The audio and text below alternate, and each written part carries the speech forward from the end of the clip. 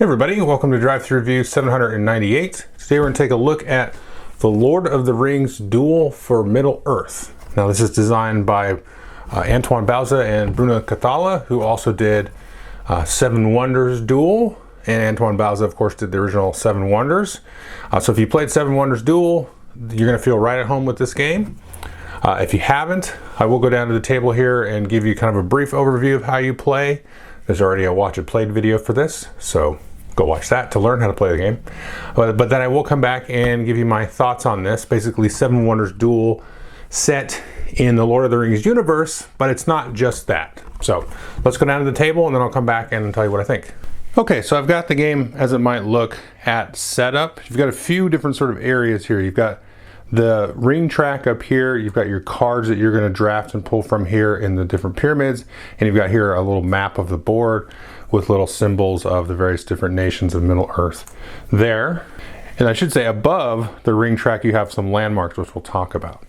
Now, there are basically three ways to instantly win this game, or else you play it all the way out and then we see who has the most dominance on the map. So just to give you a sense, we'll walk down through here and I'll just kind of give you some things that you want to keep in mind as you're playing the game, because again, there's three ways to kind of instantly win, and then there's kind of a default victory if none of those happen. So the first way to talk about here, and this is this nifty little component here, is the ring track. And if we zoom in just a little bit there, you can see Frodo and Sam at the very front there. They're always going to start here. And whenever you take a card that has the little ring symbol, or maybe it has multiple, you will advance that many steps on the ring track. Now that's if you are the good guys, the hobbits and the alliance and all that stuff. Now if you are Sauron and all of his little buddies, if you take a ring card, then you're going to advance this Nazgul marker here. And you can see there's little bonuses and stuff like that that you'll get once you move over a certain spot. Now the way to instantly win the game is if you're Frodo and Sam, if you advance this all the way to Mount Doom, then bam, you instantly will win the game there. However, if before you get there, the Nazgul moves all the way up here and catches Frodo and Sam, then the evil player will win the game. So again, this is all driven by drafting these cards here with the ring. You just advance that many steps on the ring track. Now, the next way to win the game is we're going to have us look at this pyramid of cards. And you're going to play the game over 3 rounds. So the first round, you're going to set up the cards like that. There are 3 different decks, kind of like Age 1 or Phase 1 cards, which we've set out here. Then here we have a deck of these Phase 2 cards and then Phase 3. And so you'll play through all 3 phases of those, and those will be set up quite a bit differently. So the nice thing is on the side of the box, you don't have to flip through the rule book to figure it out. Here's Chapter 1. Chapter 2 is a little bit different, and then Chapter 3, the cards are set up a little bit different. The light background here is face-up cards. The dark ones are face down.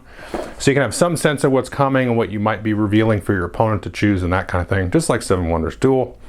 And on your turn, you'll take a card, and sometimes you'll have to pay for it.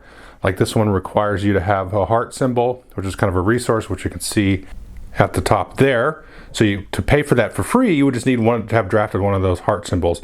And there's various different resources here, like you can see that sort of mask over there, and there's some other different resources. And those are all, you can see, gray backed cards. Those are just purely resources. There's another mask there. So to draft this card to pay for it, you need a heart symbol. Now if you don't have a heart symbol, you can always pay with coins. So some of these will cost multiple symbols to purchase, and then you can always substitute that resource with a coin. Coins are basically just like a wild resource in this game. So the second way to win, though, is with these green cards. Now there are 6 different nations with symbols here, and this matches one of the symbols. So as soon as you have 6 symbols in front of you, you've basically convinced the different nations of Middle-earth to ally with your side, whether good or evil, and then you'll just instantly win because you've got the majority of the Middle-earth Electoral College. So anyway, so most of the ways you get those through drafting. There's some other mechanisms that will give you extra symbols. You can see the symbols down here, which are above the map, which we'll get to in a minute, but you can see there's going to be 3 little tokens for each symbol. So the way that these work, these are little bonus powers. So as soon as you get 2 of a particular symbol, so if I get 2 of these hammers or 2 of these pipes, then I will take the top 2 tokens here, take a look at their little bonus special abilities. There's a whole bunch of those. I'm not going to go through them all. They are all on the back here of this player sheet. You can just look at them really quickly. So once you take your 2, you can be like, okay, which nation am I here? I'm doing the hobbits. What do these 2 symbols mean? And then they do that. So you'll take those, and then you can get those as a, as a special bonus. But to win the game, you're trying to draft one of each, but it's not, bad to get a double, because then you get one of these bonuses here. The other thing is once per game. So basically, as soon as you have 3 different symbols, you can choose one of each of those 3 symbols from the top here. So maybe I get these 3 here, and then I can take a look and then choose one, and then I put the other ones again back on top of their stacks there. So that's what the green cards kind of do. And again, once you get one of each, then instantly you're going to win the game. Now the other thing you can do with these cards up here, in addition to just taking them, paying for them, you can also take these and just get more money. But if you have a card out here like you can't afford anything, maybe you've ran out of money, you don't have the right amount of symbols, you can take and just discard a card off to the side, and you will get 1 gold equal to the current round. Of course, you know what that is because you dealt these off. So in the first round, you get 1 gold for discarding a card. The third round, you get 3 gold for discarding a card. And so maybe you take something that your opponent wants, you can't necessarily pay for, or you don't really want, and you can just take and discard it. And so now they don't have access to it, and you get a little bit of money. Now the next type of card I want to look at here is these red ones, like so. And these allow you to put soldiers on the map here. So you can see this one, I need a mask symbol or gold to pay for it. And then I can put a soldier in one of these 2 regions, like so. Now the other thing to keep in mind here, you just see these symbols here, like that symbol is on that card, and then you have this symbol on this card. So what that means is when you get the cards that have a symbol up in the upper right like that, is that in future rounds, and maybe in round 2, maybe in round 3, there will be a card that you can pay for free because you have this symbol. So again, for example, if I got this card in the first round, that'll give me that symbol there. And then if this card comes up in the second round, if I have a card with that symbol, which I do in this case, then I can buy this for free. I don't have to pay whatever the cost is under here. In this case, it's only 1 gold, but sometimes there are going to be, again, multiple symbols here, that symbolize the cost. But you want to keep an eye out in the early rounds sometimes to get something that maybe isn't like the greatest thing, but you can see this, you know I'm going to be able to buy something for free in a later round. So let's take a look at how these red cards have implications for the map. And here is the third and final way to win the game, and also the default way to win the game. So if you have one of your figures in each of the different regions, you will instantly win the game. Now players start off with the good side here with 2 soldiers in Arbor, and evil of course starts with 2 soldiers in Mordor. Now this red card that I showed you, if you draft it, you get to take and put a soldier in either this area, which is Gondor, see the symbol matches there, or this area here, which is Rohan. So let's say I was the good player, I took that and I would say, I'm going to put that soldier in Rohan. Now later on in the third round, and I think there's some in the second round, but mostly in the third round, you can get these purple cards.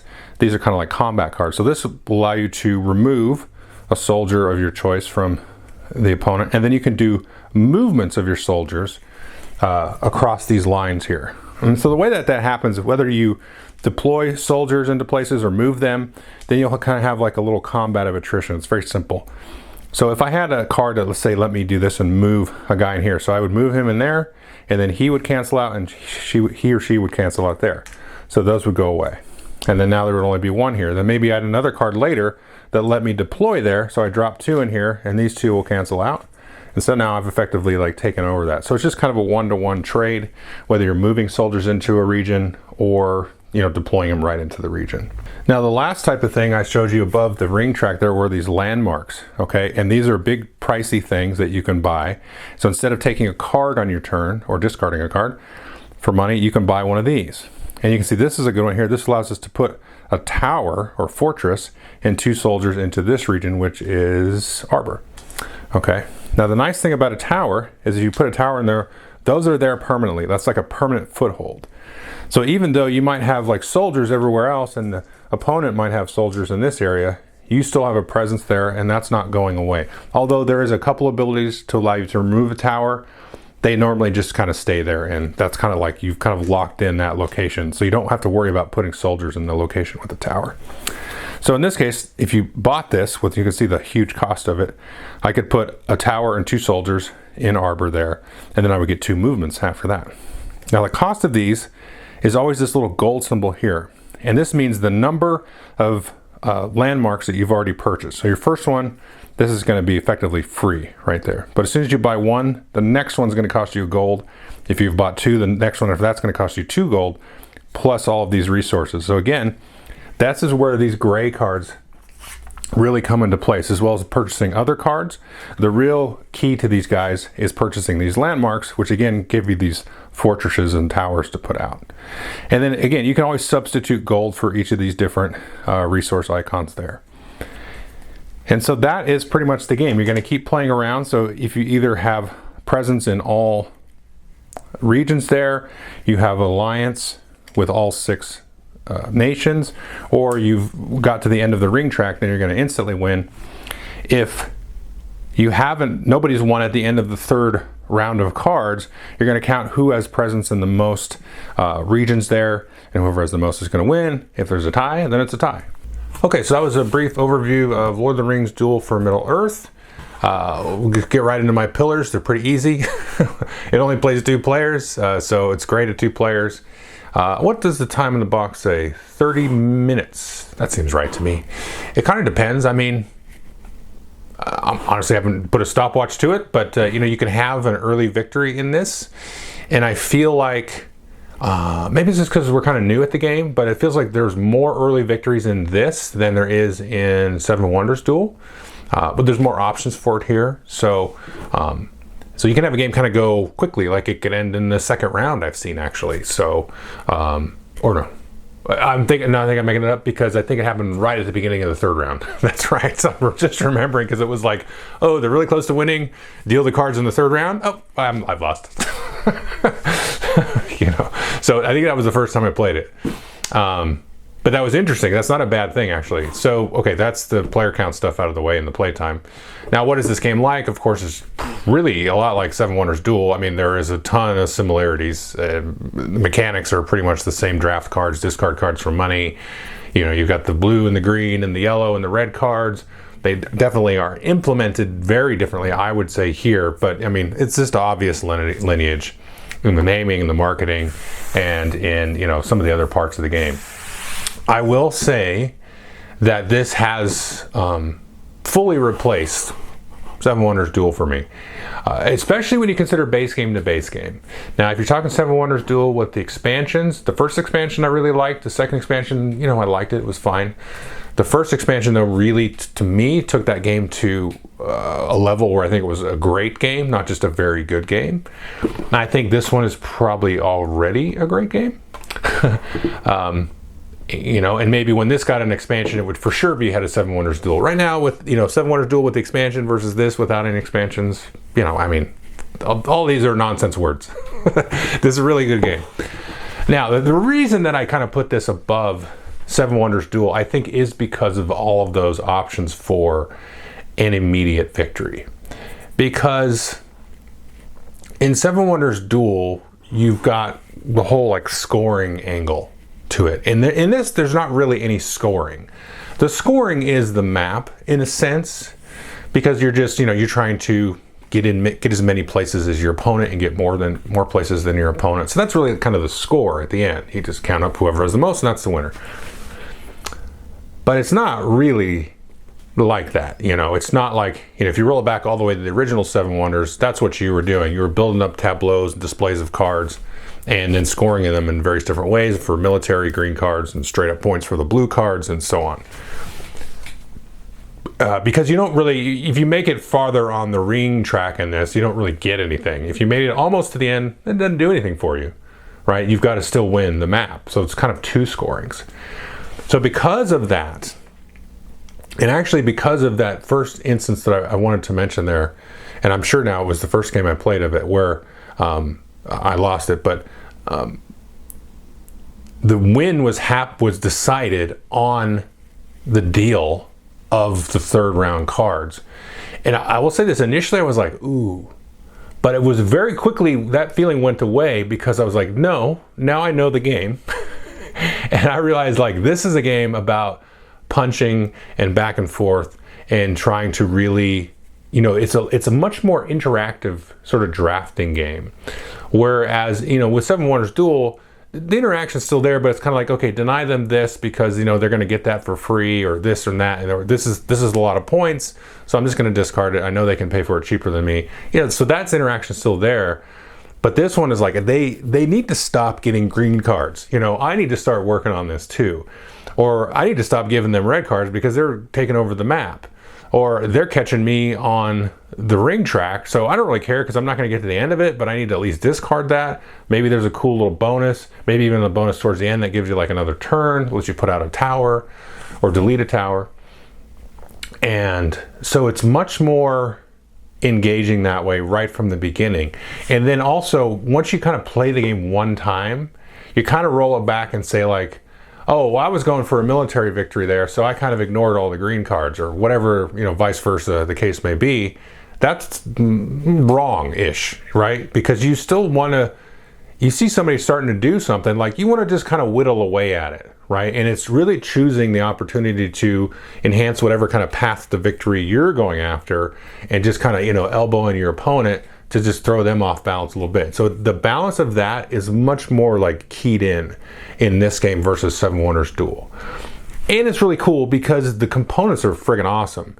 The little ring track with the sliding plastic stuff, that's cool. It gives you that kind of like that chase feel. I mean, it's such a simple little thing when you slide the plastic along the cardboard piece, but it's not like a little track. Like, the component itself is such a cool thing because you've got the Nazgul closing in and they're getting closer, and just the feeling of that visually, it feels like a chase. And then you've got the map side, which is really cool. And you've got this like little, simple as can be combat thing. So you're like, oh, these little armies took each other out, and there's a little army left here. And that's really neat. And you've got like, I love the towers and the landmarks and everything, because it feels like, it feels like it's crazy because it's like a half an hour game. But because you have, and you think of like the War of the Ring, the big, 3 to 4 hour epic version of basically the Lord of the Rings trilogy, where you have the similar dynamic in that, where you're trying to, race Sam and Frodo, the ring bears, down to Mordor, and then organize all these armies and battles and alliances and stuff, and all of that stuff, but this kind of does the same thing in 30 minutes.